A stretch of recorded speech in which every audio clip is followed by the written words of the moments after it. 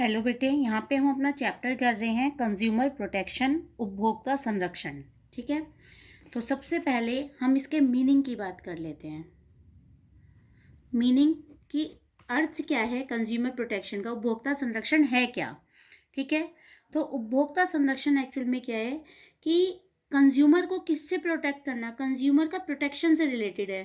Protection of consumer या protect the consumer, protect the consumer. Consumer को किससे protect करें, protect from the, protect against unfair trade practices, unfair trade practice.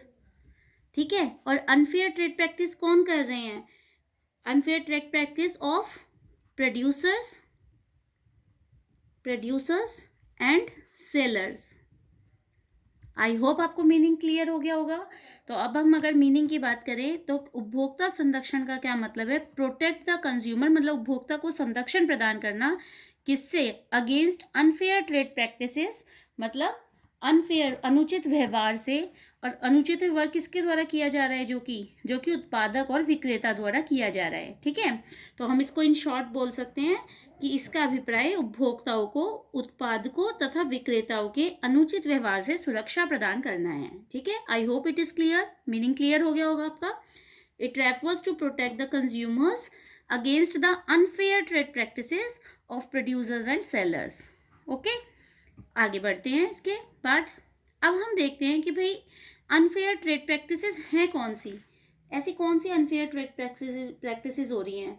तो जैसे हम कहें कि भाई मान लो मिलावट हो गई, ठीक है, मिलावट हुई, या सही नाप और तोल से चीज़ नहीं दी जा रही है जहाँ पे, ये भी अनफेयर ट्रेड प्रैक्टिस है। ठीक है, इसका मतलब होता है अनफेयर ट्रेड प्रैक्टिस।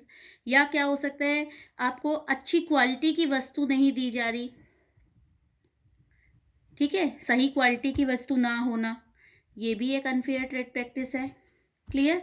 इसके बाद जमाखोरी मतलब आप सामान को जोड़ के रख रहे हो, जब महंगा होगा तब बेच देंगे, स्टॉक करके रख लेते हैं, ये भी एक अनफेयर ट्रेड प्रैक्टिस है। समझ आ रही है बात। तो ये ऐसी कोई भी बहुत सारी चीज़ें हो सकती है, और इन्हीं से, और ये कौन कर रहे हैं, ये प्रोड्यूसर्स या सेलर्स कर रहे हैं, और इससे ही कंज्यूमर को प्रोटेक्ट करना हमारा क्या कहलाता है, हमारा कहलाता है कंज्यूमर प्रोटेक्शन। ओके, अब कंज्यूमर इंपॉर्टेंस क्या है इसकी, कंज्यूमर प्रोटेक्शन की। ठीक है, तो अगर हम इसकी इंपॉर्टेंस देखें बेटा, तो देखो इंपॉर्टेंस ऑफ कंज्यूमर प्रोटेक्शन।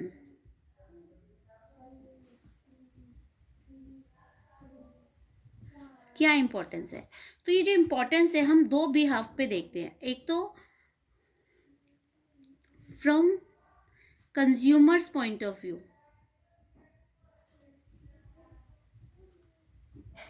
ठीक है, और दूसरा जो देखते हैं वो हम देखते हैं फ्रॉम प्रोड्यूसर्स या बिजनेस पॉइंट ऑफ व्यू।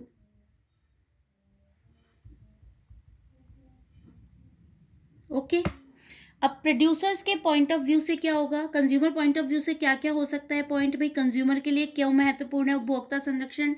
तो सबसे पहला consumer ignorance, consumer ignorance. Consumer ignorance का क्या मतलब है, कंज्यूमर इग्नोरेंस का मतलब है कि भाई उपभोक्ता जो है वो अपने अधिकारों की अनदेखी कर देता है। कई बार उसको पता नहीं चलता कि भाई ये मेरे राइट्स हैं, पता होता है तो भी वो उसको अवॉइड कर देता है। तो कंज्यूमर प्रोटेक्शन उपभोक्ता को उपभोक्ता के अधिकारों के प्रति क्या कराता है, उसको अवगत कराता है, उसको सूचित कराता है, उसको मोटिवेट करता है कि आप अपने जो अधिकार हैं उसकी नॉलेज आपको होनी चाहिए। दूसरा क्या बेनिफिट है कंज्यूमर्स के लिए, ठीक है, अनऑर्गेनाइज्ड कंज्यूमर्स।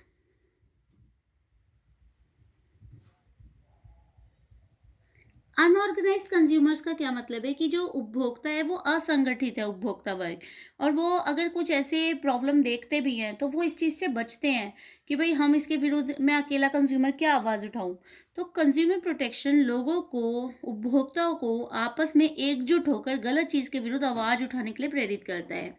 ठीक है, तीसरा बेनिफिट क्या हो सकता है, wide spread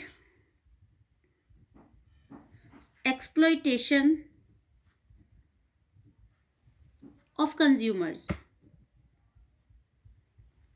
wide spread exploitation of consumers का मतलब है कि दिन पे दिन जो कंज्यूमर्स के लिए जो कंज्यूमर्स का एक्सप्लॉयटेशन है, उपभोक्ताओं का एक्सप्लॉयटेशन है, उपभोग बड़े पैमाने पर हो रहा है, ठीक है। और उपभोक्ता संरक्षण क्या करता है कि उपभोक्ता संरक्षण उपभोक्ताओं को इस तरह से हो रहे शोषण के प्रति मुक्ति दिलाने में बहुत सहायक होता है, क्योंकि ये शोषण तो बढ़ते ही जा रहे हैं, घटिया किस्म की वस्तुएं दी जा रही हैं, गलत ऐड करते हैं, ठीक है, भ्रमपूर्ण ऐड, मतलब आपको बोलेंगे भाई हमारे प्रोडक्ट में ये क्वालिटी है, ये क्वालिटी, और होता कुछ भी नहीं है। लोग उस ऐड से प्रभावित होकर वस्तुओं को खरीद लेते हैं, ठीक है ना। कम तोलते हैं, कम मापना, वस्तुओं की बनावट में कमी कर देना, क्वांटिटी कुछ और बताना पैकेट पे और एक्चुअल क्वांटिटी उसकी कुछ और होती है। अब हम पैकेट तोल के तो लाते नहीं है। जैसे एक नूडल्स हैं भाई, 100 ग्राम की पैकिंग में 80 ग्राम देते हैं वो केवल, अब लिखा तो ऊपर 100 ग्राम है, बट एक्चुअल में आप कभी वेट करके देखो वो 100 ग्राम्स नहीं होते, 80 ग्राम्स निकलते हैं। तो ये क्या है, ये अपना ज़्यादा प्रॉफिट मार्जिन की 100 ग्राम के रेट में वो आपको 80 ग्राम चीज़ दे रहे हैं, तो 20 ग्राम पैसे बचा रहे हैं, ठीक है ना। तो ये सब शोषण बहुत बढ़ता जा रहा है और इसके लिए कंज्यूमर्स का अवेयर होना बहुत ज़रूरी है। अब हम देखते हैं कि बिजनेस के पॉइंट ऑफ व्यू से क्या ज़रूरत है, ठीक है। तो बिजनेस को क्या क्या फ़ायदा है, तो सबसे पहला कंज्यूमर प्रोटेक्शन का क्या फ़ायदा है, long term interest of business, long term interest of business. Long term interest of business का क्या हुआ, मतलब कि भाई बिजनेस अगर चाहता है कि वो लंबे समय तक चले तो उसको उपभोक्ताओं के इंटरेस्ट का ध्यान रखना चाहिए, मतलब उनके बेनिफिट के लिए काम करना चाहिए, तभी एक बिजनेस लंबे समय तक चल सकता है। और अगर कोई बिजनेस ऐसा करता है तो यानी कि वो उपभोक्ता संरक्षण का काम कर रहा है। सेकेंड बेनिफिट क्या है बिजनेस के लिए, business use societies resources, business uses society resources, कि एक बिजनेस जो है वो क्या कर रहा है, सोसाइटी के रिसोर्सेज का यूज करता है, मतलब व्यवसाय द्वारा समाज के संसाधनों का प्रयोग किया जा रहा है। और अगर एक व्यवसाय समाज के संसाधनों का प्रयोग करता है तो उसको उसके बिहाफ पे, उसके बेनिफिट के लिए काम भी करने चाहिए, ऐसा तो नहीं सिर्फ उसका इस्तेमाल करे, उसके फायदे के लिए काम भी करने चाहिए, ठीक है ना। तो उसके यानी कि वो समाज के लिए बेहतर सुविधाएं प्रदान करे, अच्छी क्वालिटी की वस्तुएं उन्हें दे। ऐसा करने से उपभोक्ता संरक्षण के माध्यम से जो एक बिजनेस है वो समाज के प्रति अपनी जिम्मेदारी को पूरा करता है, ठीक है। उसके बाद तीसरा पॉइंट क्या आता है इसमें हमारा, सोशल रिस्पॉन्सिबिलिटी,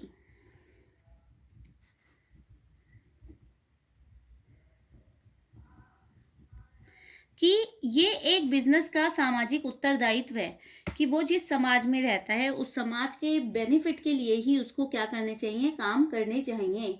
तो जो भी और समाज के पक्षकारों का मतलब हो गया कि जो भी एक, चाहे वो इंटरनल यूजर्स हो बिजनेस के या एक्सटर्नल यूजर्स हो, उसे सबके बेनिफिट के लिए काम करने चाहिए, ठीक है। और वो अपने, अगर वो ऐसा कर रहा है तो वो काफ़ी हद तक अपने उत्तरदायित्व को पूरा कर रहा है। फिर उसके बाद फोर्थ आता है इसमें मॉरल जस्टिफिकेशन। मॉरल जस्टिफिकेशन का क्या मतलब है कि ये व्यवसाय का एक नैतिक कर्तव्य होता है, इसको नैतिक औचित्य बोलते हैं हिंदी में मॉरल जस्टिफिकेशन को, कि हर व्यवसाय का एक नैतिक कर्तव्य है कि वो अपने उपभोक्ताओं के हितों को ध्यान में रखे, ठीक है, हित का मतलब बेनिफिट्स को ध्यान में रखे, कि व्यवसाय को चाहिए कि भाई वो मिलावट ना करे, घटिया किस्म की वस्तु ना दे, भ्रमपूर्ण विज्ञापन ना करे, जमाखोरी ना करे, मुनाफाखोरी ना करे, ठीक है, काला बाजारी ना करे। तो अगर आप इन बातों का ध्यान रखते हैं तो आप उपभोक्ता संरक्षण में मदद कर रहे हैं। और उसके बाद fifth and the last benefit क्या है, गवर्नमेंट इंटरवेंशन। गवर्नमेंट इंटरवेंशन का मतलब है कि सरकारी हस्तक्षेप की कमी, अगर आप चाहते हैं कि गवर्नमेंट आपके बिजनेस में इंटरफेयर ना करे तो आप कंज्यूमर के प्रोटेक्शन का अपने आप ही ध्यान रखो, उनको अच्छी क्वालिटी की वस्तुएं सही उचित दाम पर उपलब्ध कराओ, ठीक है ना, गलत अनफेयर प्रैक्टिसेस करे ही ना, तो गवर्नमेंट अपने आप ही इंटरफेयर नहीं करेगी। समझ आया, I hope it is clear to you, क्योंकि कोई भी बिजनेस नहीं चाहता कि उसके बिजनेस में गवर्नमेंट जो है वो इंटरफेयर करे, ठीक। अब हम देखते हैं कि लीगल प्रोटेक्शन ऑफ कंज्यूमर्स क्या है।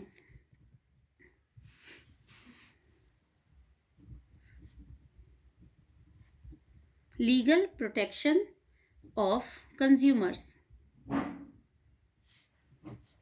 कि कंज्यूमर्स को कुछ लीगल प्रोटेक्शंस प्रोवाइड की जा रही हैं ऑलरेडी। ये कुछ नया कंसेप्ट नहीं है कंज्यूमर प्रोटेक्शन का, ये पुराना चल रहा है, ठीक है। और उपभोक्ताओं को संरक्षण प्रदान करने के लिए बहुत सारे, मतलब वैधानिक संरक्षण, लीगल प्रोटेक्शन ऑफ कंज्यूमर मतलब उपभोक्ताओं को वैधानिक संरक्षण, तो इसके लिए ऑलरेडी बहुत सारे नियम कानून बन चुके हैं।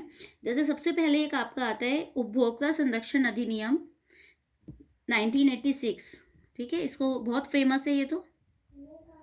कंज्यूमर प्रोटेक्शन एक्ट 1986 बहुत इंपॉर्टेंट है आपके एग्जाम पॉइंट ऑफ व्यू से, इस पे एक क्वेश्चन हर बार पूछा जाता है, तो ये आपको बहुत अच्छे से पढ़ना है। कंज्यूमर प्रोटेक्शन एक्ट क्या है? ये उपभोक्ताओं के हितों की सुरक्षा और वृद्धि के लिए ये अधिनियम बनाया गया था, ठीक है।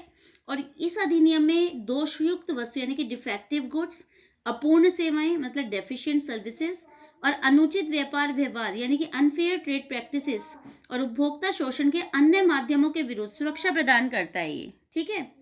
इस अधिनियम के अंतर्गत उपभोक्ताओं को उनके अधिकारों का लाभ प्रदान करने के लिए न्यायालय स्थापित किए गए हैं, कोर्ट्स बनाई गई हैं। और ये जो कोर्ट्स हैं ये 3 स्तर पे काम करती हैं, 3 लेवल्स पे। पहला आता है 3 लेवल में आपका जिला फोरम मतलब डिस्ट्रिक्ट फॉर्म। इसके अंदर 3 फॉरम है, 3 फॉर्म्स हैं।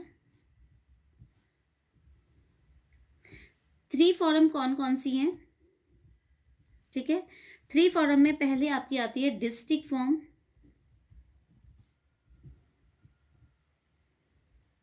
डिस्ट्रिक्ट फॉरम, इसको जिला फॉरम भी बोलते हैं। फिर आती है आपकी दूसरी स्टेट, ठीक है, स्टेट कमीशन या फॉरम भी बोल सकते हो, ठीक, इसको राज्य आयोग बोलते हैं। और थर्ड आपका आता है national commission,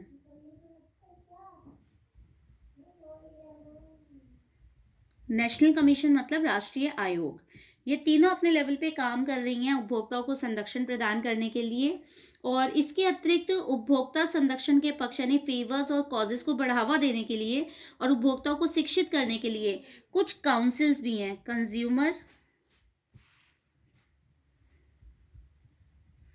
consumer protection councils.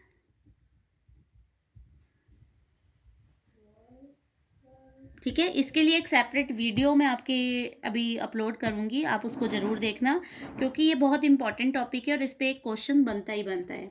फिलहाल हम शॉर्ट में देख रहे हैं और कौन कौन से एक्ट्स बनाए गए हैं। कंज्यूमर प्रोटेक्शन एक्ट के अलावा एक आता है द कॉन्ट्रैक्ट एक्ट 1982।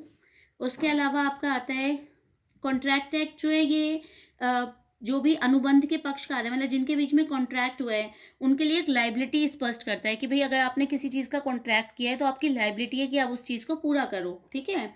फिर आता है आपका the sale of goods act, the sale of goods act 1930, okay. ये इसको वस्तु बिक्री अधिनियम बोलते हैं। ये क्या बोलता है कि खरीदी गई वस्तुओं की शर्तों के अनुसार ना होने पर क्रेता को सुरक्षा प्रदान करता है।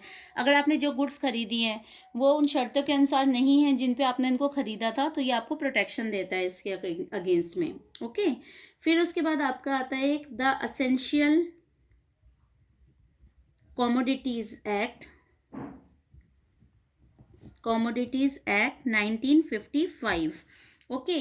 ये एक्ट क्या करता है आपको, इसके अनुसार इसका जो मेन मोटिव है वो क्या क्या है कि एक तो आवश्यक वस्तुओं के उत्पादन, पूर्ति और वितरण पर नियंत्रण, ठीक है, जो कि नेसेसिटीज ऑफ गुड्स हैं उनको कंट्रोल करना, उनके प्रोडक्शन को, उनकी सप्लाई को, उसको, ठीक है, उनको कंट्रोल करना और उसके डिस्ट्रीब्यूशन को। फिर समझ आ गया कि एक तो नेसेसिटीज ऑफ गुड्स यानी कि असेंशियल गुड्स जो हैं,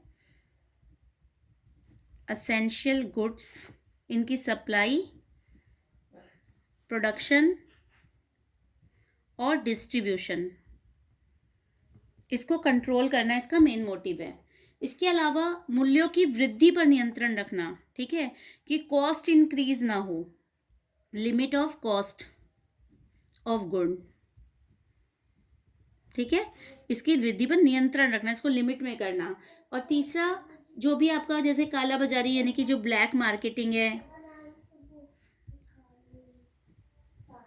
ब्लैक मार्केटिंग हुआ आपका, या आपका होर्डिंग हुआ मतलब जमाखोरी, इस तरह की जो भी चीज़ें हैं इनको अवॉइड करना, इनको रोकना इसका मेन मकसद है, okay.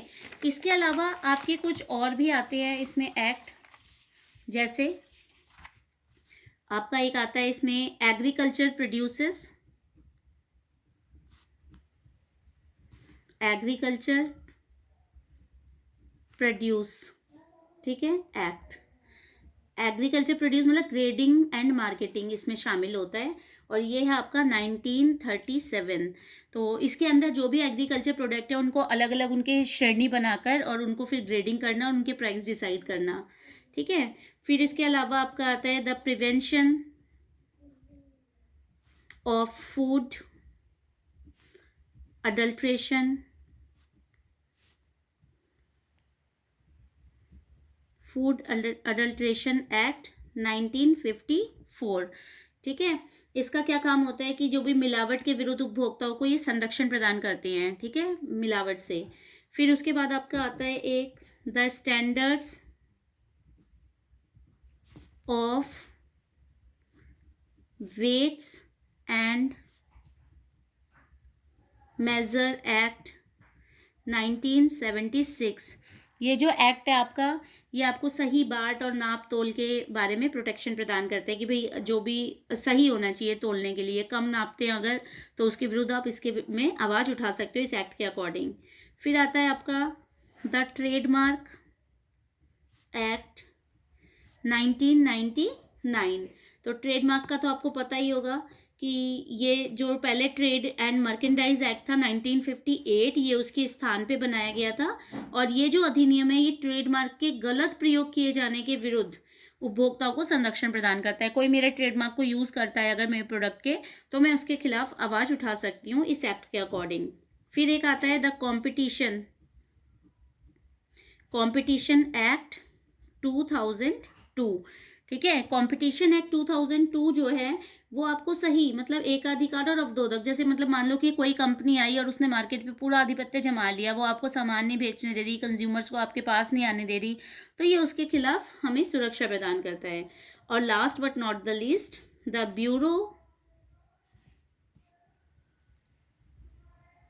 Bureau of Indian standard act,